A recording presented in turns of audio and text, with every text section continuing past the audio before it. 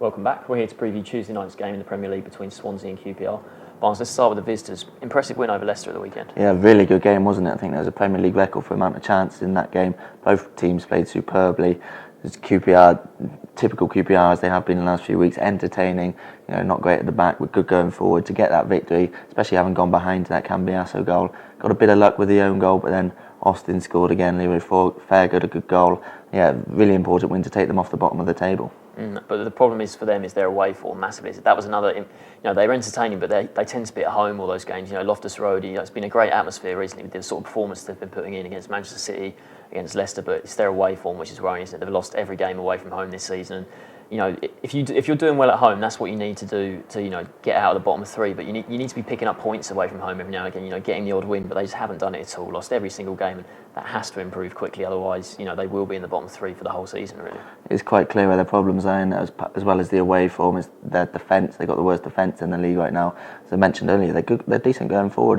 Charlie Austin's in great form. He's got 7 for the season, 5 in his last 5 now. And if he can get 15 to 20 goals this season, that could be the difference between QPR going down and staying up. So he's absolutely vital for the team, and if he can carry on this rich vein of form, they'll fancy their chances against a lot of teams in the division now. Yeah, I think they'll fancy their chance against Swansea, but they are coming up against Wilfred Bonney, who's he's got the most goals this calendar year, 18 in 2014, and scored again in the draw against Crystal Palace on Saturday. And it was a great goal from Bonney. Sigurdsson with another assist this season, played it into him, lovely turn and a quick finish, lovely goal. But, they didn't really push on from that. They'll be disappointed to draw that game because it was a bad penalty they gave away. John Joe Shelby, poor challenge on Shamak. I don't know what he was thinking really. Rash challenge in the box like that. Just no intelligence there. He just didn't really know what he was doing. And then, Gary Monk definitely be disappointed they couldn't get a win there because Palace at home, they're the sort of games you want to be winning. Yeah, I think if it was at Selhurst Park, a draw wouldn't be the worst result, is it? But at the Liberty Stadium, where they have been good this season, not to have picked up 3 points, really disappointing. They've only lost once at home this season. That was to Southampton. We all know how good form they've been in,